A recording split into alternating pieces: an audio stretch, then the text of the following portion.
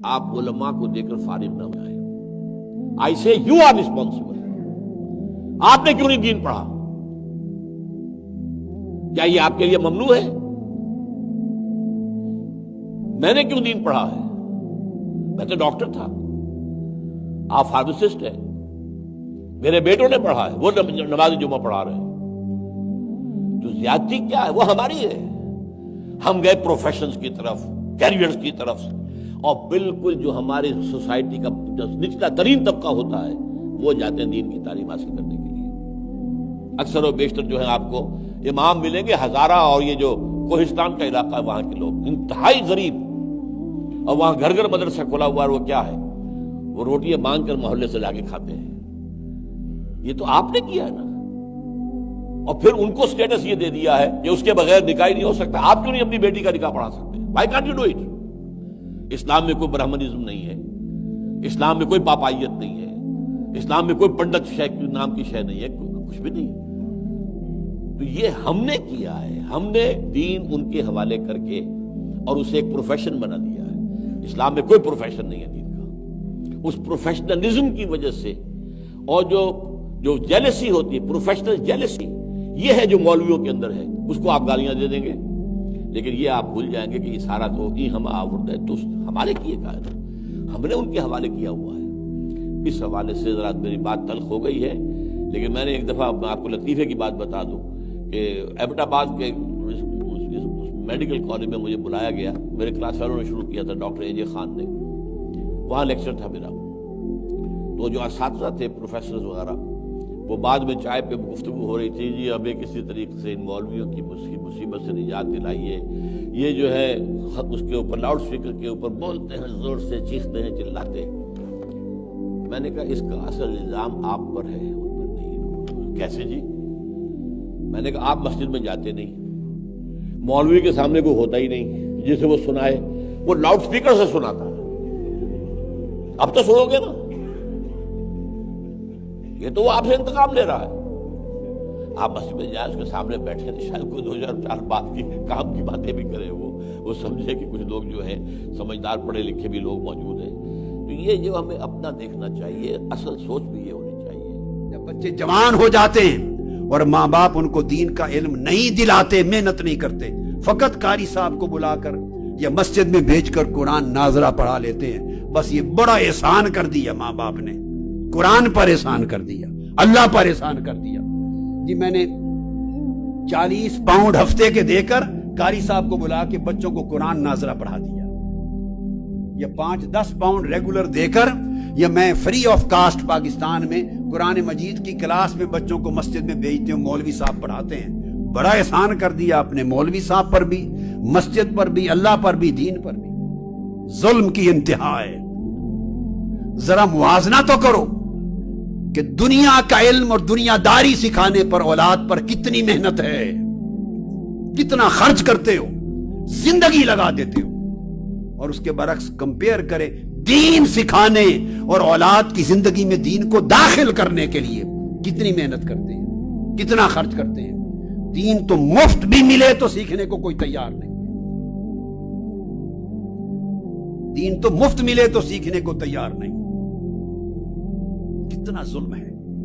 اور یونیورسٹی میں higher education پر 10-10 ہزار پاؤنڈ دے کر بھی پڑھتے ہیں. سال کے لیے فیس دینی پڑے تو پڑھتے ہیں، ادھار اٹھا کر پڑھاتے ہیں، اور دین پر 100 روپیہ خرچ کرنے کو تیار نہیں. یہی وجہ ہے جب خاندان اچھے کھاتے پیتے لوگ اپنی اولادوں کو دین کے علم کے لیے نہیں بھیجیں گے، تو غربت میں پسماندہ لوگ جن کے پاس بچوں کو پہنانے کے کپڑے نہیں، کھلانے کا کھانا نہیں ہے، جوتوں کے پیسے نہیں، روزگار کے پیسے نہیں، پھر وہ غربت زدہ لوگ اپنے بچوں کو بھیجیں گے، اور وہ پھر آ کے علم حاصل کریں گے اور روزگار کے طور پہ دین کا علم یوز کریں گے. پھر دین کی تنخواہیں لیں گے، امامت کی، پھر پیسے لیں گے. تو دین سارا غریبی میں سیکھا اور غریبی میں تنخواہوں کے ساتھ آگے سنایا. اس تبلیغ میں کس برکت کی آپ توقع کرتے ہیں؟ کیا توقع کرتے ہیں کہ ایسی تبلیغ سے کتنا انقلاب آ جائے آپ کے اندر، کتنی تبدیلی آ جائے، پھر آخرت کے نام پر دنیا کمائی جائے گئی اور کیا ہوگا. اور یہ اسی کا نتیجہ ہے. چونکہ دین کا علم نہیں دیا اور یہ ہلاکت اہل سنت ہمارے عقیدے میں، میرے عقیدے والے لوگوں میں زیادہ ہوئی. جس کو اٹھاؤ، کوئی مولوی پیسے لیے بغیر تقریر کرنے کو تیار نہیں، دین کا علم دینے کو تیار نہیں، الا ماشاء اللہ. کوئی کسی کو بلا لے، پہلے تو جاتے تھے تو اس وقت خدمت لیتے تھے، اب ریٹ طے کرتے ہیں ایکٹروں کی طرح، ناچ گانے والوں کی طرح ریٹ ہے. اللہ کی عزت کی قسم میں آپ کو ذاتی مشاہدہ بتا رہا ہوں، اللہ کی عزت کی قسم. میں انڈیا میں تھا، نام نہیں لوں گا کسی کا، میرا مقصود نام نہیں سمجھانا ہے. نامور عالم ہیں، بہت بڑے بڑے بزرگوں کی اولاد ہے، بڑے بزرگوں کی ہستیوں کی اولاد، نامور عالم ہیں. ہر شخص اہل سنت میں سے ان کو جانتا ہے. میں خانہ خدا میں یہ آقا علیہ السلام کی حدیث پاک کی کتاب میرے ہاتھ میں اٹھا کر قسم کھا کر کہہ رہا ہوں کہ میں نے تحقیق کی، بے شمار لوگوں نے جگہ جگہ بتایا کہ ان کو تقریر کی دعوت دیں تو ان کے سیکرٹری پہلے ایڈوانس 2 لاکھ انڈین روپیہ لیتے ہیں. اور بڑھاپے کا عالم یہ ہے کہ تقریر کی آواز نہیں نکلتی. 2 لاکھ انڈین روپیہ، پاکستانی 4 لاکھ وہ لیتے ہیں. جہاز کا ٹکٹ الگ، ہوٹل الگ، اور پھر آتے ہیں. بے شمار شہروں میں لوگوں نے اس بات کی تصدیق کی، خود جنہوں نے پیسے دیے، جن سے مانگے گئے. پھر میں آپ کو اللہ کی عزت کی قسم کھا کے بتا رہا ہوں، ابھی میں امریکہ میں تھا، کراچی پاکستان سے نامور کئی علماء جاتے ہیں. کسی نے کہا ایک مولوی صاحب فارغ تھے، کسی کی طرف سے دعوت نہیں تھی کہ جمعے کا خطاب کریں. ہم نے کہا نیو یارک کی بات ہے، ہم نے کہا فارغ ہیں، ان کے پاس آج دعوت نہیں ہے، کہیں خطاب نہیں، تو جمعہ تو پڑھنا ہی ہے انہوں نے جمعہ. تو ان کو کہہ دیا کہ ہمارے ہاں آ جائیں اور خطاب کریں. انہوں نے کہا میں $1000 لیتا خطاب جمعہ کا. انا للہ و انا الیہ راجعون. کیا فائدہ اس عمل کے ساتھ؟ پگڑے رکھے ہوئے ہیں تمہارے سروں پر، امامے باندھے ہوئے ہیں، گلے میں پٹے ڈالتے ہو، عربی جبے پہنتے ہو، حضور کی سنت اور دین کا نام لیتے ہو، علماء کہلاتے ہو. شرم نہیں آتی تمہیں کہ ٹکے ٹکے کے ساتھ خطبہ جمعہ بیچتے ہو، دین کی تقریریں بیچتے ہو؟ پھر اگر تمہارا اور ہمارا میں اب یوں کہتا، اگر ہمارا عمل دین کے نام لینے والوں کا یہ ہوگا تو پھر لوگ تمہیں بلائیں گے یا کنچروں کو بلائیں گے، گانے والیوں کو بلائیں گے؟ فرق کیا رہ گیا؟ اس نے گانا سنا کے پہلے پیسے ریٹ طے کیے، تم نے قال اللہ و قال الرسول قرآن اور سنت سنانا تھا، پہلے ریٹ طے کر رہے ہو بیٹھ کر. کیا دین رہ گیا؟ اور یہ وبا ہمارے مسلک اہل سنت میں زیادہ پھیلی ہے. دوسرے لوگ بھی لیتے ہوں گے مگر اتنے گھٹیا، اتنا نیچے نہیں گرے ہوں گے شاید. اپنے پردے داری میں لیتے ہوں گے، آخر ہر کوئی زندہ ہے، لوگ لیتے ہیں، لوگ ان کو عزت سے دے دیتے ہیں، جیب میں ڈال دیا، مانگتے نہیں ہیں، خدمت کر دی، تکریم تعظیم کے ساتھ کر دی. تو کچھ لوگ پھر کچھ رکھ رکھاؤ اور عزت رکھتے ہیں، ادھر تو منگتے بن گئے ہیں، ریٹ طے کرتے ہیں. یہ علماء کا الا ماشاءاللہ یہ عالم. اور اب نعت خانوں کی یہ ہے کہ 4 لاکھ، جتنا بڑا نعت خان ہے پہلے ریٹ مانگتا ہے، اور پھر نعتیں سنا کے عشق مصطفیٰ کی بات کرتے ہو. شرم سے ڈوب مرنا چاہیے تمہیں. کون سا عشق مصطفیٰ کا؟ جس رسول کی نعت سنانے کے لیے تم رات کو 2 لاکھ 3 لاکھ 4 لاکھ کا ریٹ لو.